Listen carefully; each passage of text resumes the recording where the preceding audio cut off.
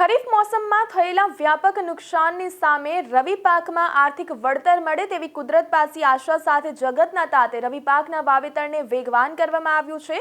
બટાકા 2385, તમાકુ 702, ઘઉં 1423 અને રાઈ 1870ની હેક્ટરમાં વાવણી સહિત ગાંધીનગર જિલ્લામાં રવિ મોસમનું કુલ વાવેતર 11677 હેક્ટરને પાર થઈ ચૂક્યો છે। તેમાં ઘાસચારો, શાકભાજી, વરિયાળી અને ચણા સહિતના પાક સામેલ છે। ગાંધીનગર જિલ્લામાં અત્યાર સુધીમાં થયેલા વિવિધ પાકના વાવેતર સંબંધે રાજ્યના કૃષિ વિભાગના સૂત્રોએ આપેલી વિગતો અનુસાર જિલ્લામાં ઘાસચારાનું વાવેતર 2968 હેક્ટરમાં, શાકભાજીનું 1579 હેક્ટરમાં, વરિયાળીનું 414 હેક્ટરમાં અને ચણાનું 318 હેક્ટરમાં વાવેતર થઈ ચૂક્યું છે।